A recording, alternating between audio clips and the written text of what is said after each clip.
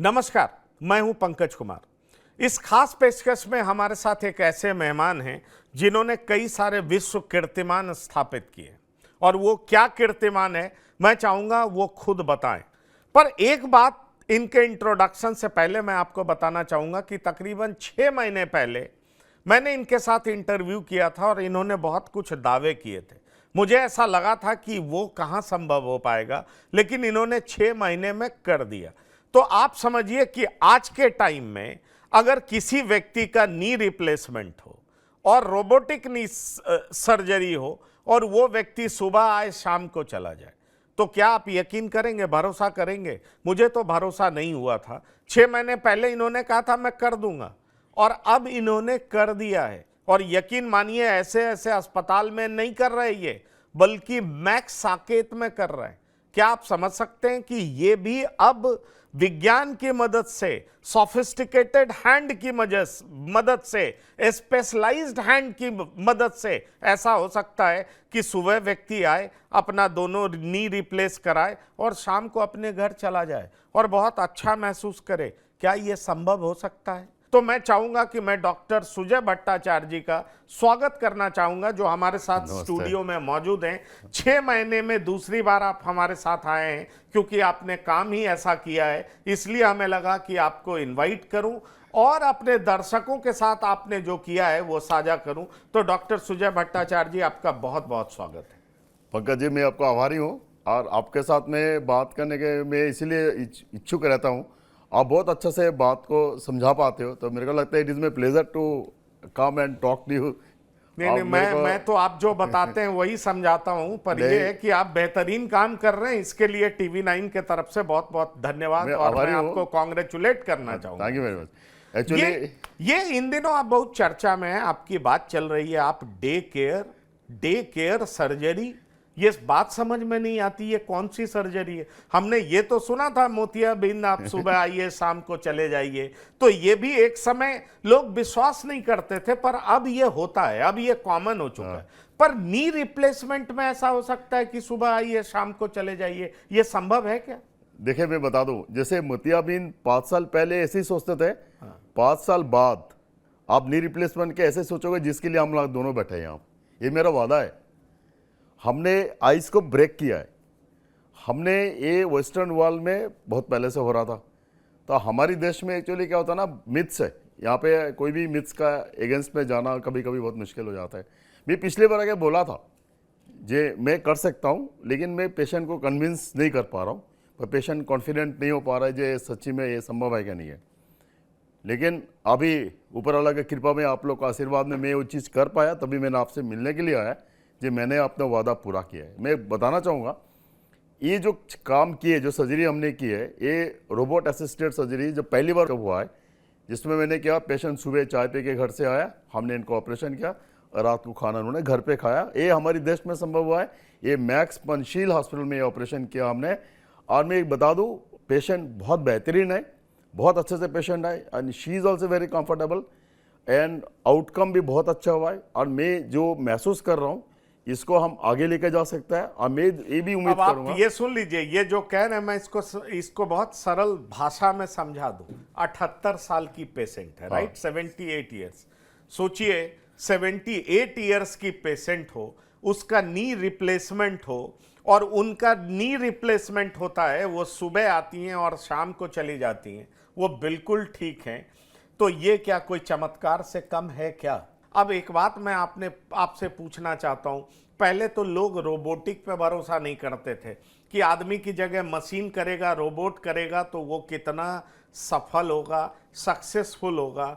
और अब आप रोबोटिक सर्जरी तो कर ही रहे हैं, साथ ही साथ आप 12 से 18 घंटे में घर भी भेज दे रहे हैं। नहीं, मैं और एक खुशी के बाद आपको बताना चाहूँगा, ये जो रोबोट हमने यूज़ किया, ये मेक इन इंडिया है, ये हमारे देश का बना हुआ है। ये मीसो रोबोट है, जो मेरिल कंपनी बापी में इसको बनाते हैं, मैन्युफैक्चर्ड जो हुआ है हिंदुस्तान में हुआ है। ये रोबोट भी मेक इन इंडिया है, डॉक्टर भी मेक इन इंडिया है। और इसी रोबोट का जो R&D है, उनका मैं एक पार्ट हूँ।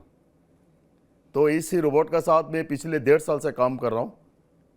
मीसो रोबोट, जिसको कह सकते हैं आप मेरा ही बना हुआ है, इसमें मेरा बहुत सारा मेरा स्किल इसमें इन्वॉल्व है, इसको अपग्रेड करने के लिए आज के दिन में भी इन्वॉल्व हूँ। और मैं और एक खुशी की बात बताऊंगा, जिस तरीके से हमने एक्चुअली मैं जो ऑपरेट करता हूँ लिगामेंट का बचाने वाला, क्रूशी रिटेनिंग बचाने वाला सर्जरीज करता हूँ। और यहाँ में सब बस्टर्स बोलते हैं, मसल्स को भी हम काटते नहीं है, बस खून के द्वारा बंद नहीं करते। और हमने कुछ चेंजेस लाया जो रोबोटिक सर्जरीज करते हैं, उसमें जो पिंस प्लेसमेंट उसमें भी कुछ हमने चेंजेस आए, जिसको ऑलरेडी हमने पब्लिश कर चुका हूँ पेपर। तो ये जो चीज़ होता है, ये सब चीज़ देखने के लिए आज के दिन में बहुत दूर से आता है। लेकिन सबसे अच्छी बात जो है, ये जो रोबोट है हमारे देश का बना हुआ है, मेक इन इंडिया है, जिसका साथ आज के दिन में हम काम कर रहे हैं। पहले हम 60 साल को बुढ़ापा बोलते थे, अभी 80 साल को भी हम नहीं बोलना चाहते। अभी हमने 80 साल को भी नहीं बोलना चाहते हैं। हम डिजीज, हम एक है, हम मॉडिफायर, हमने एक होता है, हमने आप लाइफ स्टाइल मॉडिफायर डॉक्टर हूँ। मैं इंसान को आखिरी सांस तक जुबान बनाए रखना चाहता हूँ। ये जो हमने कर रहे हैं आज के दिन में, ये सारे काम वेस्टर्न वर्ल्ड में पहले से चल रहे हैं। वहाँ पे 90 ईयर्स का भी आपको बंदे को देख के नहीं लगेगा उसको 90 साल है। दुर्भाग्य हमारे देश में है, हम उनको एक्सेप्ट नहीं करना चाहते। हम चाहते हैं हमारी बुढ़ापा आ गया, ये चीज़ से मैं बाहर आना चाहता हूँ। हम चाहता हूँ हमारे देश में हर इंसान को आखिरी सांस तक प्यार में रहने का उनको है, वो चल सकता है। अब आखिरी सांस तक मैं काम करूँगा, तो ये सारे काम जो आज के दिन में मैं करना चाहता हूँ, भाई मैं प्रमोट करता हूँ। हम चाहते हैं जो सब मतलब आप फिर से बड़ी बात कह रहे हैं, ये भी बड़ा दावा है। जो पहली बार ये करके गए थे तो हमें लग रहा था कि कुछ ज्यादा बोल रहे हैं, पर ये भी जो ज्यादा हमें लग रहा था वो तो इन्होंने हकीकत में बदल दिया।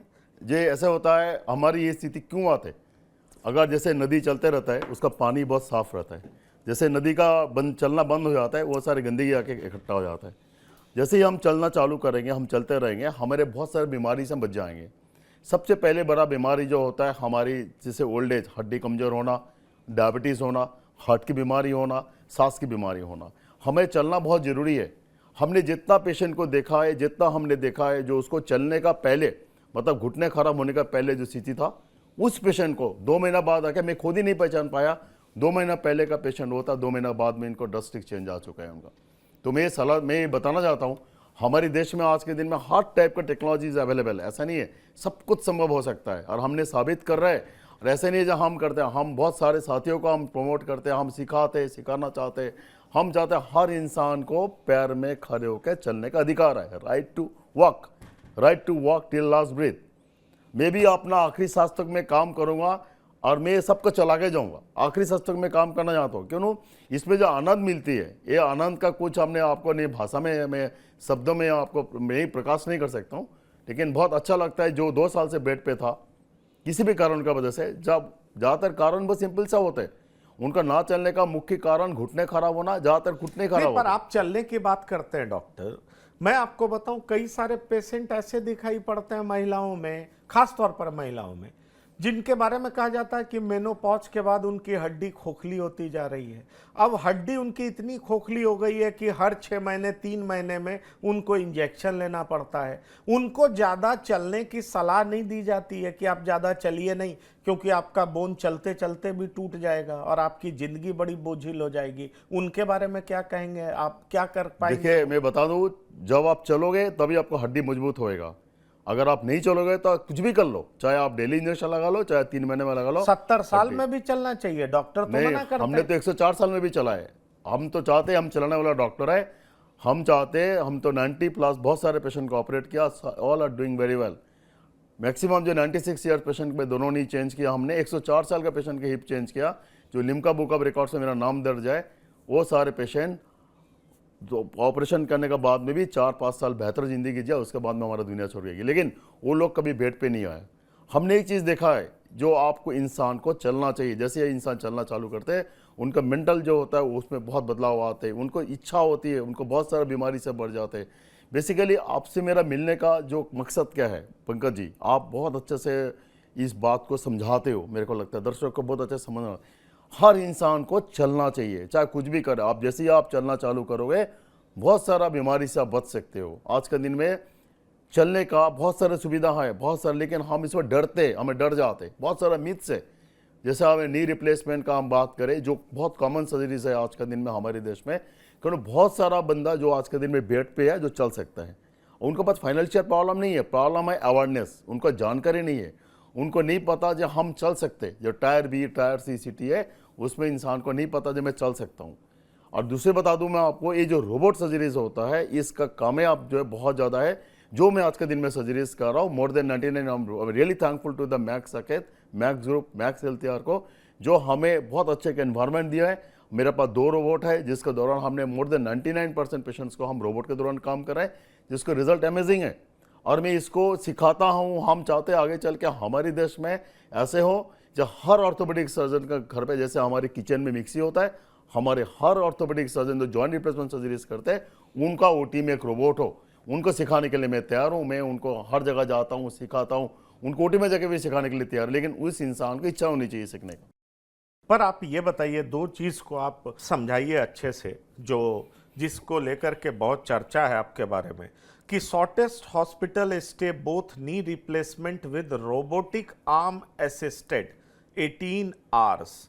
इसका मतलब समझाइए लोगों को, और साथ ही साथ इसका मतलब भी समझाइए कि first robotic arm assisted day care CR TKR क्या मतलब है? देखिए मैं बता दूं, जो हमारे मित्र साहब पहले पेशेंट आके मेरे को पूछते थे ऑपरेशन करने के बाद हमें कितना दिन रहना पड़ेगा हमारी हॉस्पिटल में।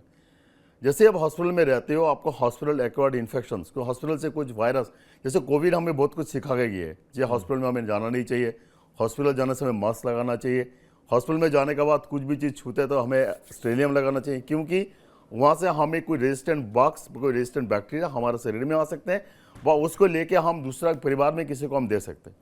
तो आज के दिन में हम क्या चाहते हैं, जे हॉस्पिटल स्टे करो, हमारा जितना पेशेंट ऑपरेशन करने के लिए आते हैं सारे 60, 65, 70 साल के होते हैं, सबको इम्यूनिटी कम होते हैं, सब डायबिटिक होते हैं, सबको कोई भी बीमारी से लड़ने का क्षमता बहुत कम होता है।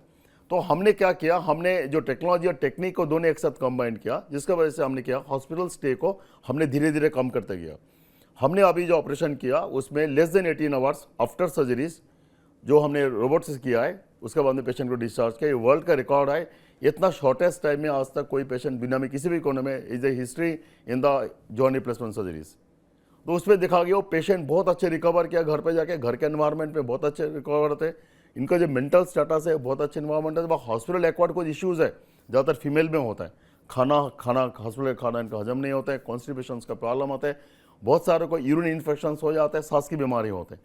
हमने जितना जल्दी पेशेंट को डिस्चार्ज कर रहे हैं, हमने देखा जा रहा है वो सारे पेशेंट घर पे जाने के बाद रिकवरी बहुत अच्छा है। तो एक मिथ से हमें मिथ से बाहर आना पड़ेगा। हम रियली आभारी हो पंकज जी, जो आप ये बात को दर्शक तक पहुंचा रहे हो। मेरे को लगा हर इंसान को हॉस्पिटल आने का पहले सोचना चाहिए और ये बात को ध्यान में रखना चाहिए, कितना कम से कम आज के दिन में हम लोग क्यों रोबोट से कर रहे हैं, क्यों हम टेक्निक्स को ऐड कर रहे हैं, हम इसीलिए ऐड कर रहे हैं कैसे करके हम पेशेंट्स को कंफर्ट जोन में लेके आए, पेशेंट को जल्दी जल्दी पेन फ्री करें। और ऐसा नहीं हम पेशेंट को दर्द के साथ में घर भेज रहे, पेशेंट बिना सहारे के चल के जाते। 70% पेशेंट जो मैं ऑपरेट करता हूँ बिना सहारे के चलते, वो कंफर्ट जोन में लाने के बाद ही हम पेशेंट को डिस्चार्ज कर रहे हैं। तो ऐसा नहीं है हमने ज़बरदस्ती पेशेंट को छुट्टी कर रहे हैं, हम पेशेंट को कंफर्ट जोन करके ना, हमारा रीविजिट नहीं होता, हम सिंगल विजिट सर्जरीज करते। पेशेंट कभी भी हमारे पास दोबारा विजिट करने नहीं आते। हमारे एक व्हाट्सएप ग्रुप होता है, उसमें अगर कोई दिक्कत है तो बात कर सकते हो, अदरवाइज आपको मेरे पास आने का जरूरत नहीं है। ये सारे संभव कैसे हो रहा है, यही बात मैं आपको बताना चाहता हूँ। इसलिए संभव हो रहा है, इसमें टेक्नोलॉजी, रोबोट और टेक्निक, जिसमें हम खून के द्वारा बंद नहीं करते, मसल्स को नहीं काटते, सीआर लिगामेंट का बचाने वाला सर्जरीज करते, इसके लिए और टाके भी नहीं लगाते हम। बाहर से आपको स्विचर व टाके कुछ भी नहीं रहेगा, दूसरे दिन से नहाना धोना सब कुछ कर सकते हो आप। तो ये मैं आपको बताना चाहता हूँ, ये सारे जो टेक्निक है और टेक्नोलॉजी रोबोट है, दोनों जब एक साथ हो गया तब देखा गया रिजल्ट बहुत अमेजिंग है, जिसको आपको सामने है। हमने क्या किया, 18 घंटे में ऑपरेशन करने के बाद दोनों घुटना बदल के छुट्टी कर दिया। डे केयर में अभी सिंगल नी से ऑपरेट किया, लेकिन हमारे अगर अभी आगे देखते हैं, अभी this is the beginning, because we broke the eye. सबसे ज़्यादा होता है पहला काम करना, कारण एक बार अगर काम कर देते हो उसके बाद में हिम्मत बढ़ते साहब को। हम बहुत आभारी है जिन्होंने हमसे कमलेश जी है, जिन्होंने उम्र ज़्यादा होने के बावजूद भी उन्होंने सिंगल अमनी करवाए हमसे, जो मैक्स पंचशील में ऑपरेट किया और पेशेंट बहुत सक्सेसफुल रहे। जो डेकर सर्जरीज करी हमने, और जो भी सर्जरीज हम करते हैं हम उसको लिगामेंट का बचाना सर्जरीज करते हैं, जिसको पेशेंट का नेचुरल फीलिंग आता है। जो हमने पहली बार आपसे मिले, जरा सा ये लिगामेंट वाला हमारे दर्शकों को बताइए कि कैसे आप ये अलग करते हैं। आपका जो बिना सीमेंट वाला बोला है, अभी हमने फर्स्ट केस किया है, अभी हमारे देश में उसकी अवेलेबिलिटी होगा तो हम आगे चल के और करेंगे। ये सारे हम ब्रेक द आइस कर रहे हैं, हम शुरुआत कर रहे हैं। दूसरी बात जो बोल रहे हैं आपका सीआर वाला, ये पिछले बार जो आपने मिले थे तब सीआर का जरा फुल फॉर्म बताइए। Cruciate ligament retaining, cruciate retaining बोला जाता है उसको। हम या पिछले बार हमने आपको समझाया था, मैंने मॉडल लेकर आया था, इस बार हमने मॉडल लेके नहीं आया। तो जो लिगामेंट होता है एक सामने की तरफ से जाता है, एक पीछे की तरफ से जाता है। पीछे की तरफ से जो लिगामेंट होता है वो हमारा शरीर का एक बहुत स्ट्रॉन्गेस्ट लिगामेंट होता है। तो हम जो भी घुटने प्रत्यारोपण का ऑपरेशन करते हैं हमने उस लिगामेंट को बचाते हुए करते हैं। एक्चुअली ये स्किल्ड काम है, लेकिन ऐसे असंभव नहीं है। आज के दिन में बहुत सारे सर्जन्स हैं जो ये काम करते हैं, लेकिन अदर देन दिस अगर मैं लिगामेंट का बचाने का साथ साथ में और मैं क्या करता हूँ, मैं मसल्स को भी नहीं काटता हूँ, सॉफ्ट बस्टर्स बोलते हैं इसको, बिना मसल्स काट के करता हूँ, जिसको आपको रिकवरी बहुत फास्ट होता है, आपका जो फिजियोथेरेपी की बहुत जरूरत नहीं। पर पियर्स तो करते होंगे ना। हाँ, तो अगर वो नहीं करेंगे, वो करेंगे तो ब्लड कैसे नहीं बाहर आएगा? नहीं, आपको एक्चुअली खून के दौरा का भी ये बंद नहीं करते हमने, नेचुरल होता है वो। देखिए ज़्यादा खून बहता नहीं है। अगर एक प्लेन होता है हमारे शरीर में, हर जगह पे एक प्लेन होता है। प्लेन का मतलब होता है हमें पता है कौन सा जगह पे आपको अगर नहीं चलेंगे तो आपको दिक्कत नहीं आएगी, तो उस जगह देखते हुए हम करते हैं। ये छोटा छोटा स्किल्ड काम है, लेकिन ऐसे असंभव नहीं है, लेकिन ये हो सकता है। जो मैं साबित आपके सामने बैठा हूँ, ये सारे बातें कर रहा हूँ मैं आपको, संभव है। और ये ऐसे संभव है, हम ऐसा नहीं है जो ये चीज़ में कला में अपने बीच में रखता हूँ। हमारे यहाँ पे हमेशा 3 से 4 बंदा सीखने के लिए रहते हैं, जिसको हमने या फेलोशिप बोलते हैं। हमने फेलोशिप हमारे साथ सीखने बहुत बाहर से भी डॉक्टर बहुत आते हैं हमसे ये चीज़ कला सीखने के लिए। हम सब सिखाना चाहते हैं सबको, लेकिन हाईली स्किल्ड काम है। मतलब ऐसा नहीं होता है हमने देखा देख के जाके आप खुद नहीं कर पाओगे। ये स्टिफ लर्निंग कर्व है, थोड़ा सा आपको समय देना पड़ेगा, लेकिन असंभव नहीं है, कर सकते हो आप। उसमें फ़ायदा क्या है, आप जितना आज का दिन में क्या होता है, आपका पेशेंट को हमें डर होता है, डर जे ऑपरेशन करने के बाद हमें बहुत दर्द होगा, ऑपरेशन करने के बाद 3 महीना हमें बेड पे रहना पड़ेगा, हम चल नहीं पाएंगे, खून बहेगा, टाँके निकालना पड़ेगा, 2 बार 3 बार हॉस्पिटल में जाना पड़ेगा। ये सारे मिथ्स होता है। फिजियोथेरेपिस्ट आएगा, सुबह शाम बहुत दर्द होगा, चिल्लाएंगे हम। तो ये सब चीज़ से हम कैसे छुटकारा मिले, ये हमने पिछले 15 साल से हम यही काम करे आ रहे हैं। हम कैसे करे थे, ये आपका सोच है। काम तो सभी करते, तो अब एक काम को आसान क्या, प्रॉब्लम क्या है, आप उसको एक्सेप्टेंस क्यों नहीं है हमारे देश में? क्यों आप डर रहे? क्यों मैं आपके सामने आके बैठे सारे बातें करना चाहता हूँ? क्यों आप दर्शकों को समझाना चाहते हो, समझा सकते हो अच्छे से? मैं आपसे ये पूछना चाहूंगा, अभी तक इस तरह का ऑपरेशन आपने कितना किया है? देखिए, अभी हमने शुरुआत करी, जब फर्स्ट सर्जरीज करी हमने, वो एक्चुअली हमने बार बार बोल रहा था मैं कर सकता था, लेकिन हमें कोई करने के लिए तैयार नहीं था। सब डरते थे। जो मेरे पास घुटने बदलने के लिए आते हैं वो 4 जगह होके आए, कोई 3 दिन बोला, कोई 4 दिन बोला, कोई 5 दिन बोला। मैं बोलता हूँ मैं सेम डे में जाना चाहता हूँ, तो एक्सेप्टेबल नहीं था। लेकिन हमें पास पहले सर्जरी करना था। जैसे आप पहले सर्जरी करी तो अभी वो भी पेशेंट बिल्कुल कंफर्टेबल है। तो अभी जो उसको अभी एक एग्जाम्पल हो गया। जब तक हमारे सामने एग्जाम्पल नहीं होता तब तक हम उसको भरोसा नहीं करते हैं। अभी तो हो सकता है मेरे को कोई भरोसा नहीं कर पा रहा था, मैं कर पाऊंगा। अब भी बात बोले मेरे को आप तो। और ऐसा भी नहीं है कि आप ऐसे वैसे अस्पताल में कर रहे हैं। तो क्या, मैं आपसे ये जानना चाहूंगा, अगर मुझे इस तरह की जानकारी रहती, क्या उस महिला का, उस पुरुष का जिसका भी आपने इस तरह का ऑपरेशन किया है, क्या लोगों को के सामने उनको रखेंगे, दिखाएंगे? दिखाएंगे। देखिए मैंने ये हो चुका है, देख चुका। मैं एक बार बता दूं, ये जो हमने करी आगे पे 5 साल का बात कर रहा हूं मैं आपको। 5 साल बाद it will be very common surgeries. आपको डिसाइड करना है, बट डॉक्टर डिसाइड करेंगे आपका जो मेडिकल कंडीशन है वो कंफर्टेबल है कि नहीं डे केयर सर्जरीज करने के लिए। क्यों बात होती है, हर इंसान को डर से बाहर करना है। पहले हम तो डर से बाहर करें। दूसरी बात है, जो ओल्ड एज पेशेंट्स होता है डिपेंडेंट होता है। जैसे हमने देखा गया, जैसे लंबा छुट्टियां मिलता है, जैसे अभी दिवाली हो गया, होली हो गया, इसमें हमें पेशेंट आके कहते हैं हमें डॉक्टर साहब मेरा छुट्टी है 4 दिन का, मेरा मम्मी को टेक केयर करना चाहता हूँ, घुटना बदल देता हूँ, कहना मेरे को छुट्टी लेने की जरूरत नहीं पड़ेगा।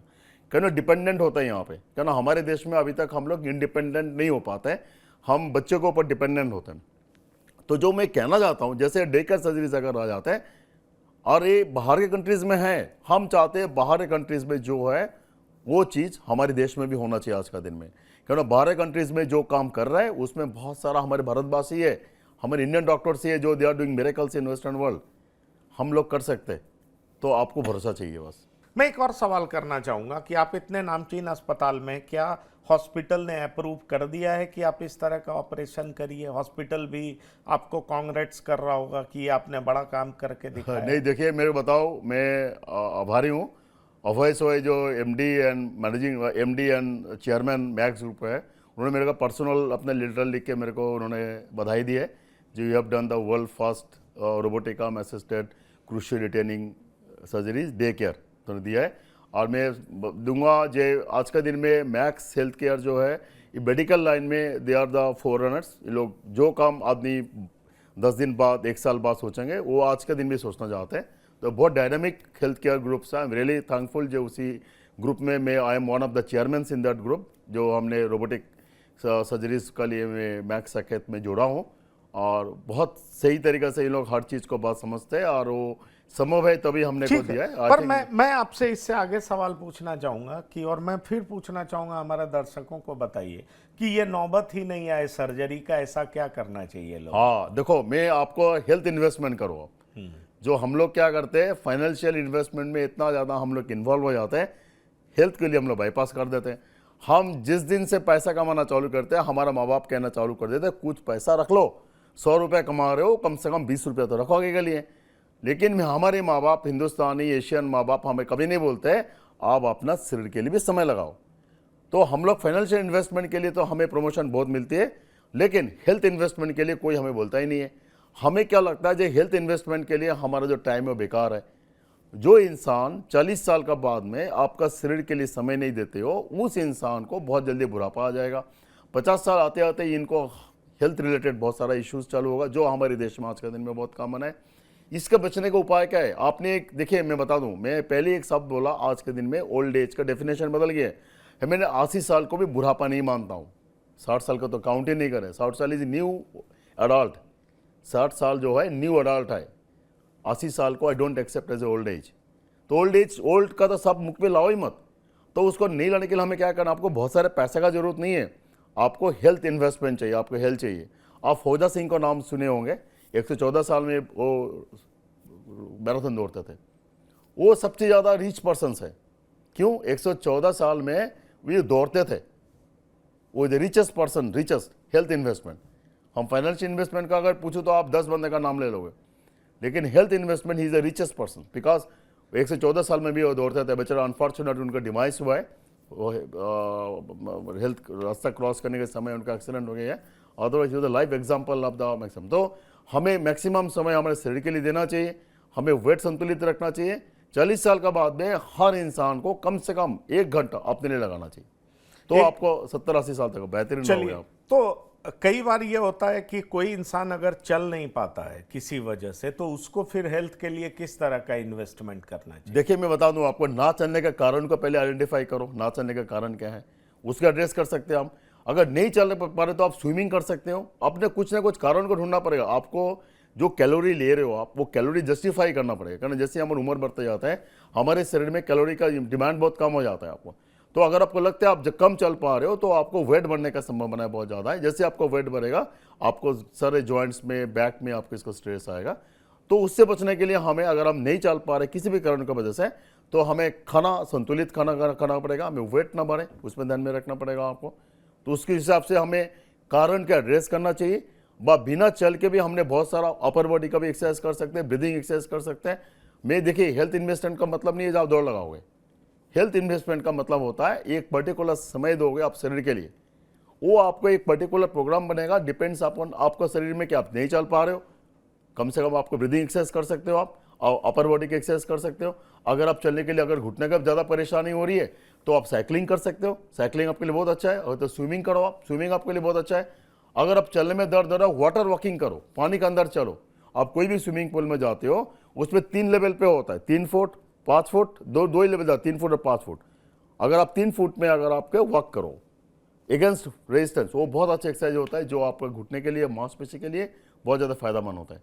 जो मैं आपको बात कहना चाहता हूँ आज के दिन में बहुत ज़रूरी है, आप शरीर के लिए समय देना। पर्याप्त समय दोगे तब जगह बात बनेगा। आप 80 साल तक फिट रहना चाहते हो तो आपको 50 साल में सोचना पड़ेगा। ये बार बार कहा जाता है कि 40 साल के बाद जो है आपके जॉइंट में, घुटने में खास तौर पर साइनोवियल फ्लूइड का निकलना बंद हो जाता है, और इसलिए वो जो ग्रीसिंग होता है वो ख़त्म हो जाता है, और इसलिए वहाँ पे टक टक की आवाज़ आती है, आप ठीक से चल नहीं पाते हो। किसी में 40 में होता है, किसी में 50 में होता है, किसी में 60 में होता है। ये सच्चाई क्या है? आप उसी समय का बात कर रहे हो जिस समय का हम 60 साल को बुढ़ापा मानते थे। अभी उस जमाने से आगे निकल गया हम लोग। अभी आपके सामने बोल रहा, हमने वर्ल्ड कप पहले सर्जरीज कर, इतना सारे टेक्नोलॉजी के बारे में बात किया आपको। तो अभी हम लोग is no way age comparison, अभी हमारा लाइफस्टाइल, अभी हम भारत को, इंडिया को is comparing the rest of the medical field में हम चाहते हैं is a comparable to the rest of the world, western world, as a comparison कर सकते हैं हम आज का दिन में। हमारा यहाँ पे इतने अच्छे टैलेंटेड डॉक्टर्स है, इतने अच्छे टैलेंटेड टेक्नोलॉजी है, techniques, everything is available. Problem क्या है? प्रॉब्लम है आपको भरोसा। हमारे देश के आदमी को भरोसा करनी चाहिए, हमारा डॉक्टर बेस्ट है। हमारे देश के डॉक्टर को बोलना चाहिए जो डॉक्टर करते हैं बहुत बेहतरीन करते हैं, बस भरोसा चाहिए आपको। नहीं ठीक है, भरोसा तो कर लेंगे, लेकिन इन दिनों बच्चों में भी बहुत सारा डिफॉर्मिटीज देखा जा रहा है, उनके बोन्स इश्यूज बहुत आ रहे हैं, उनको लेकर के आप कुछ कहेंगे? क्योंकि मेट्रो में रहने वाले बच्चों के बोन्स बहुत मजबूत नहीं दिखाई पड़ रहे हैं, ऐसी वजह क्या है? क्या लाइफस्टाइल बदल गया है, ये प्रॉब्लम हाँ। है? खाना बदल गया है, ये प्रॉब्लम है? क्या फिजिकल एक्सरसाइज नहीं कर पा रहे हैं ठीक से, वो प्रॉब्लम है? ज्यादा समय वो टीवी और मोबाइल पे लगा रहे हैं, वो आप प्रॉब्लम बिल्कुल है? सही बोल रहे हो, आप बिल्कुल सही बोल रहे हो। क्या नाम इनको मामी जो होता है बच्चों को एंगेज करने के लिए फोन दे देते हैं, बच्चा फोन में गेम खेलते हैं। अभी बच्चों को अपने इतने एंगेज कर दिया, जब बच्चा को सुबह से शाम तक इतने ज़्यादा बिजी है, वो 14 घंटा बिजी है बच्चा, उनको बाहर निकलने का समय नहीं मिल रहा है। उनको ट्यूशन नहीं, वो दुनिया भर की चीज़। मेरे को लगता है जब बच्चे को चौथा, 5th, 6th, 7th क्लास तक उनको बाहर भेजो, दौड़ लगाने के लिए बोलो, उनको बोलो आउटडोर गेम्स इन्वॉल्व हो, गिरे, फुटबॉल खेले, क्रिकेट खेले, आउटडोर गेम्स के एनकरेज करें। फ़ोन आप बिल्कुल मत दीजिए उनको, प्लीज़। मैंने आपको रिक्वेस्ट कर रहा हूँ, फ़ोन मत दीजिए। घर के खाना खिलाने की कोशिश कीजिए, जंक फूड मत दीजिए। साधु बनने का जरूरत नहीं है, once in a week, once in a month चलता है, लेकिन don't make it a habit. जब डेली उनको बर्गर खिला रहे हो, डेली इनको आप जंक फूड दे रहे हो, जैसे ही हमने जंक फूड देते हैं, बर्गर खेते हैं, उसमें आपको हड्डी को कमजोर कर देते हैं।